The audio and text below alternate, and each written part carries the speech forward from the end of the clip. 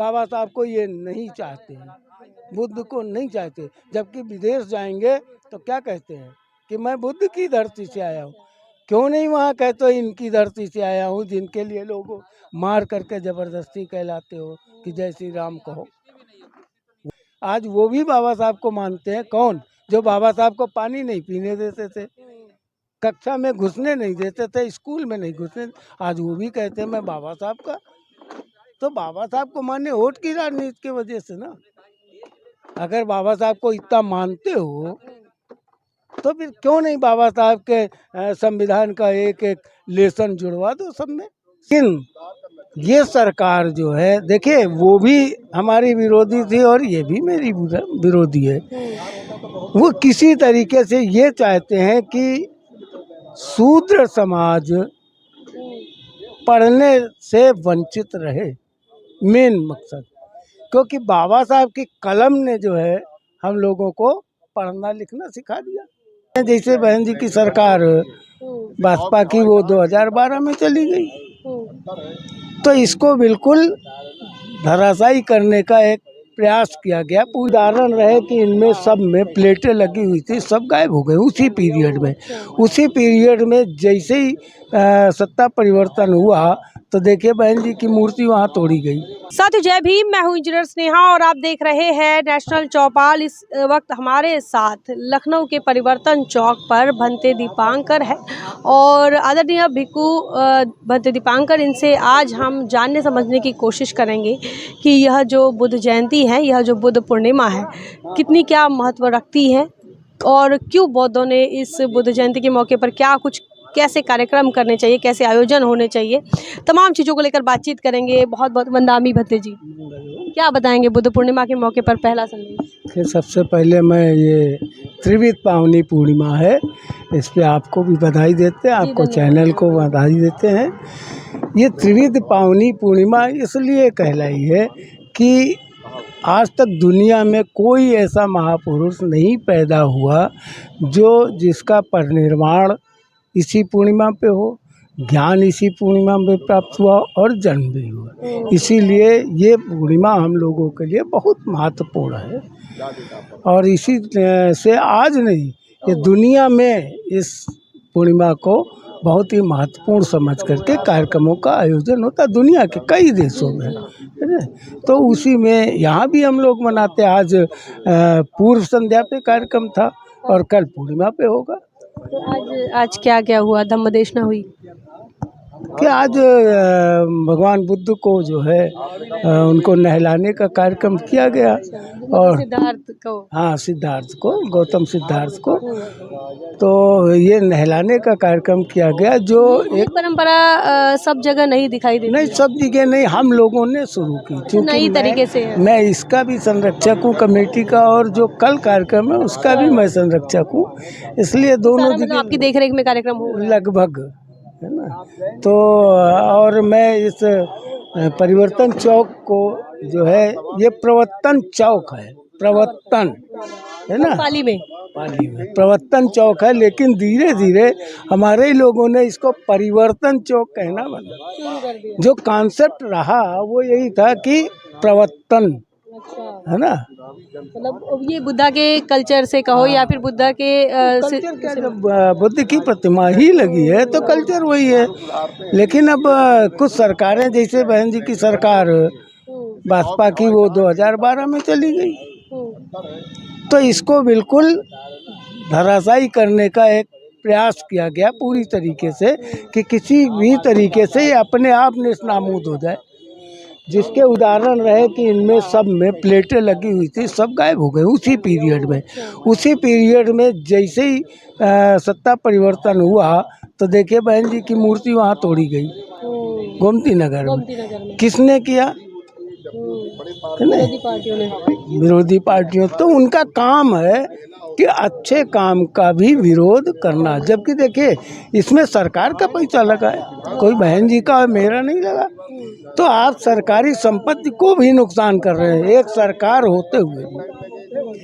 फिर भाजपा की सरकार आई, उसने भी कोई देख रेख नहीं की। जाति द्वेष भी हो सकता है। जाति द्वेष, क्योंकि बाबा साहब को अगर लिया जाए वर्तमान में, बुद्ध को भी तो बाबा साहब ने जानकारी दी, लायक।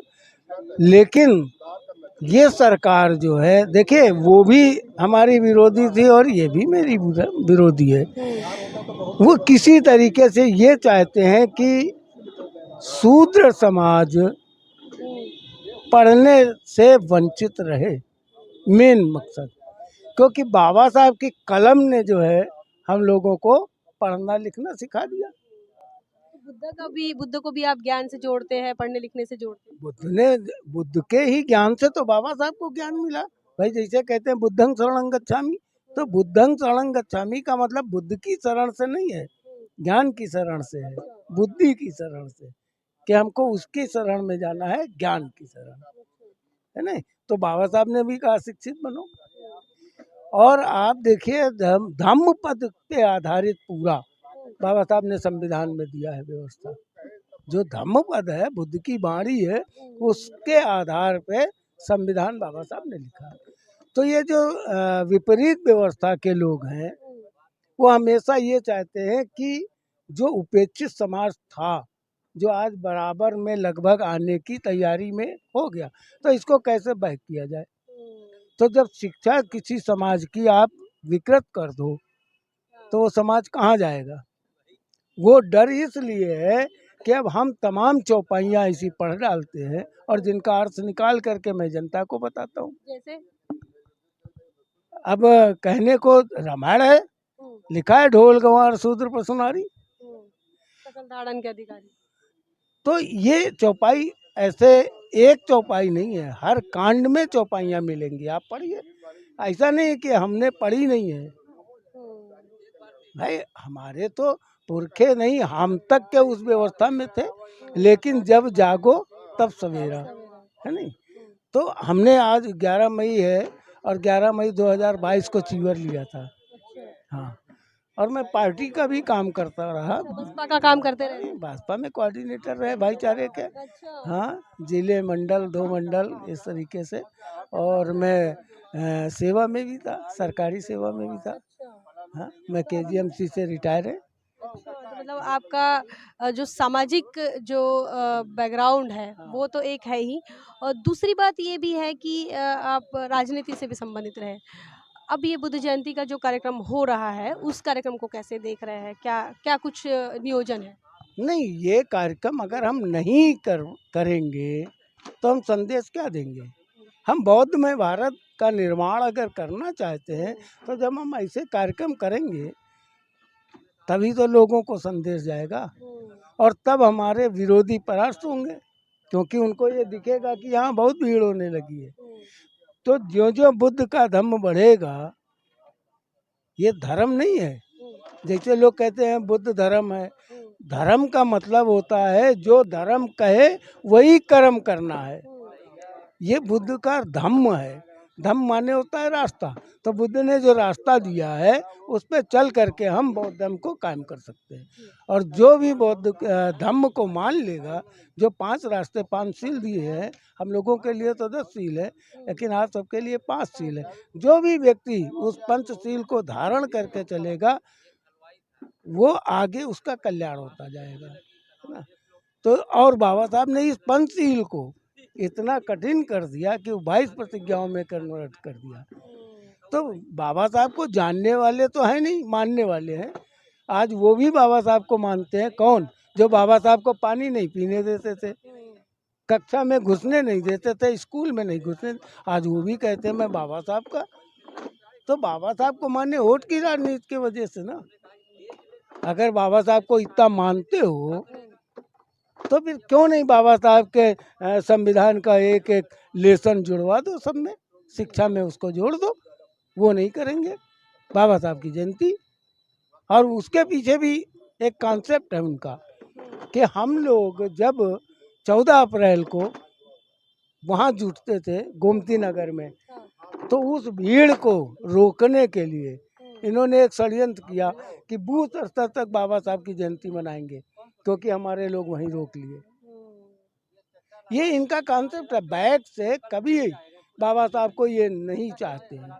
बुद्ध को नहीं चाहते, जबकि विदेश जाएंगे तो क्या कहते हैं कि मैं बुद्ध की धरती से आया हूँ। क्यों नहीं वहाँ कहते हो इनकी धरती से आया हूँ, जिनके लिए लोग मार करके जबरदस्ती कहलाते हो कि जय श्री राम कहो। वहाँ भी तो कहो कि मैं राम की धरती से आया हूँ, वहाँ बुद्ध की धरती क्यों कहते हो? क्योंकि बुद्ध ही शुद्ध है और दुनिया एक समय बुद्धमय होगी, ये तय है। तो हमारे साथ भंते दीपांकर थे जिनसे हम बातचीत कर रहे थे और बुद्ध जयंती के मौके पर, त्रिगुण पावन पूर्णिमा के मौके पर उनसे बातचीत की और उन्होंने बड़ी आशा के साथ बताया कि आने वाले समय में यह देश बौद्धमय बनेगा और प्रबुद्ध भारत का निर्माण होगा। क्या कुछ मानना है पूरी चर्चा को लेकर कमेंट सेक्शन में बताइए ज़रूर, लिखिए ज़रूर। बने रहे नेशनल चौपाल पर, तब तक के लिए जय भीम, जय भारत।